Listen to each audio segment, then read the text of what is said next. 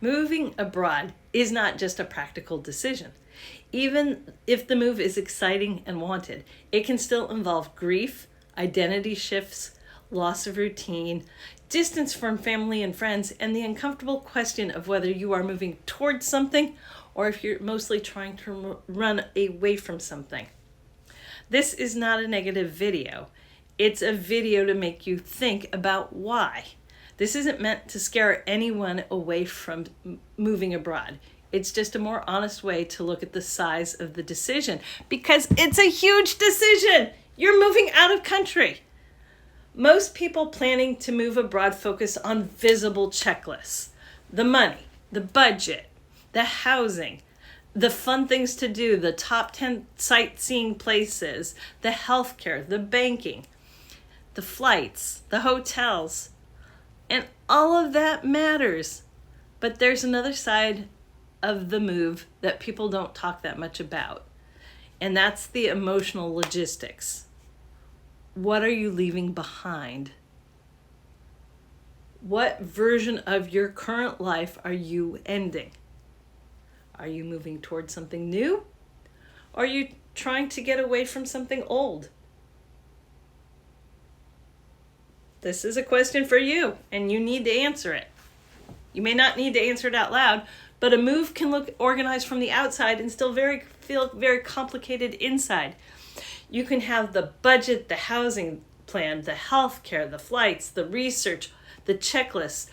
They can all be done, and you can still be surprised by the emotional part.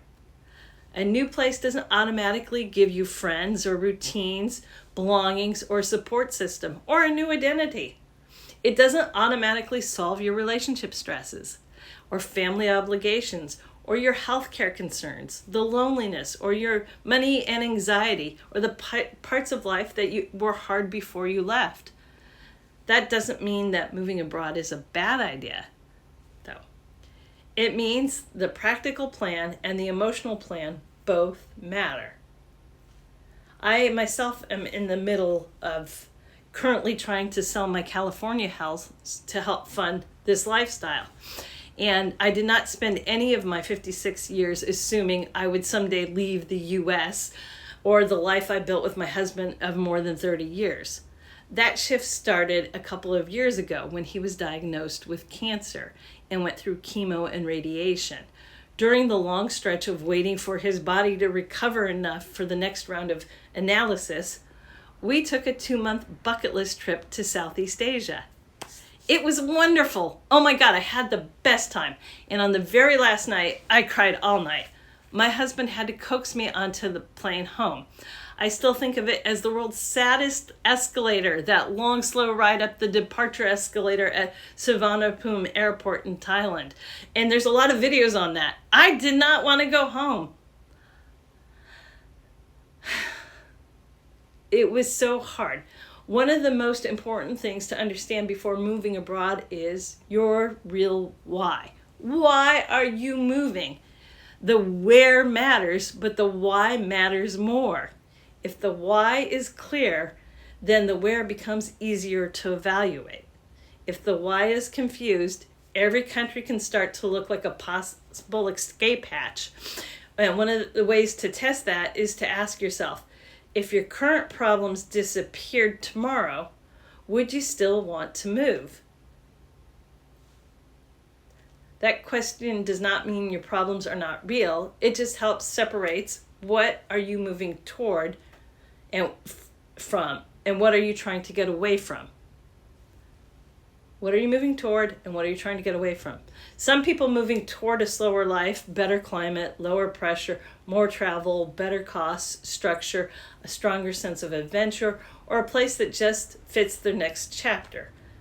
Other people may be trying to get away from burnout, family stress, family conflict, work stress, political frustration, housing stress, loneliness, or a feeling that life has gotten too small. There's nothing wrong with wanting relief from those things. There isn't. But if the move is mostly an escape, it's worth being honest about that before making any major decisions. Because a new country can change your environment, It can change your finances, but it doesn't automatically change your patterns or your life. You still bring you with yourself. A fresh start can be powerful. It just works better when you know what you are trying to change. So once we got home from our bucket list trip to Southeast Asia, we fell back into the usual routine, which at that time for me included caregiving for my mother.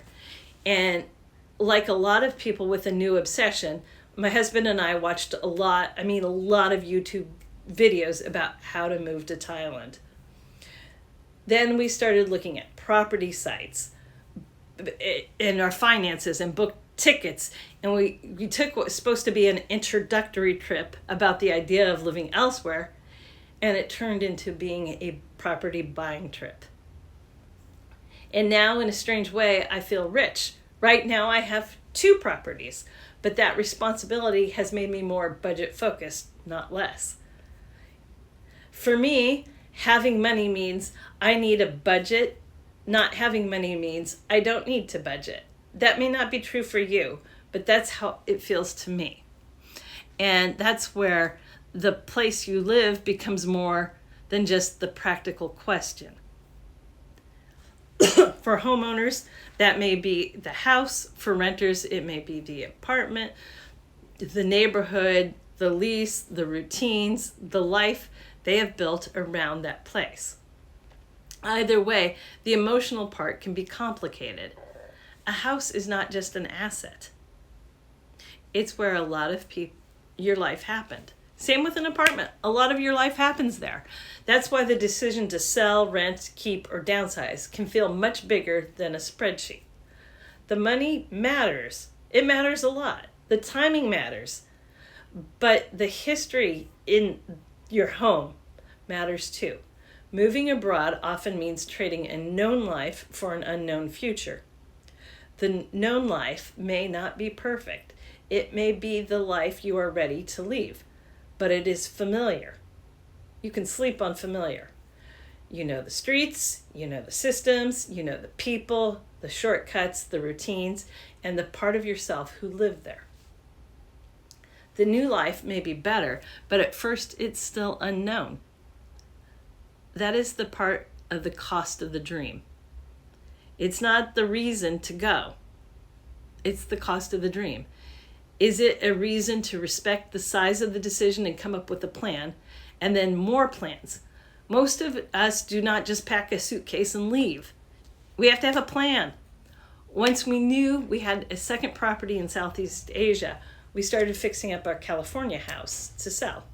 Then my mother moved into an assisted living, and the question changed from when do we do this to how soon can we do this? That's where I am right now. That is where the practical and emotional sides really start to overlap. I'm currently downsizing. Even a happy move can involve grief. It can be hard to admit because when people are excited about moving abroad, it may not feel like they're not allowed to be sad. But leaving a life behind is still leaving a life behind.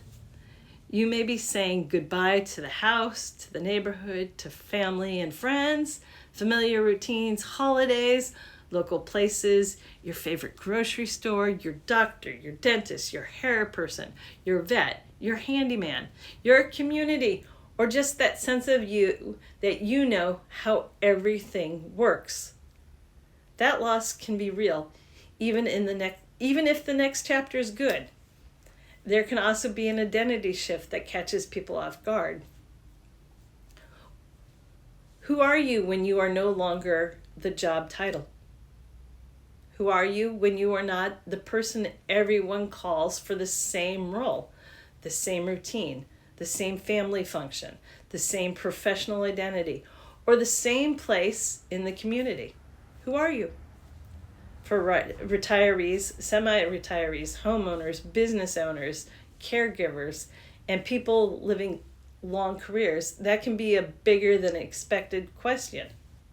Who am I? What am I doing in my 40 hours of that week? A move abroad can give you freedom, but it can also remove some of the labels that helped you know who you were. That can be exciting, it can be strange, and it can also feel disorienting. It's not failure, it's change. It's a transition. Right now, my house is on the market and I'm waiting for it to sell. And even though this is something I want, I still have had a couple of meltdowns over things and events that surprised me. We have an election coming up in a week for the governor of California. And I cried dropping off my ballot because it may be the last election where I really know what's happening locally, where my vote feels connected to the place that I have lived and the community that I understand, and I can make a change. It counts. I may not have that ever again. This is not a grief, it's not a regret, it's not a failure. It's just an emotional reality of leaving. Moving abroad is more than a budget. It's more than a plane ticket. It's more than choosing a place on a map. It's a transition from one version of life to another. That can be exciting, but it can also be very emotional. It can be complicated, and it sometimes can be sad. If you're feeling both excited and overwhelmed, that doesn't mean that you are doing it wrong. It probably means you are taking the decision seriously. For me, Slow Travel Homes is not just about where to go. It's about thinking through the whole life that comes with going. If this is the kind of practical slow travel and life abroad conversation is useful to you, subscribe to my channel, like this video, and follow along. You can also email me at hello@slowtravelhomes.com. Thanks for being here, and how exciting for you to change your life. Bye, friends.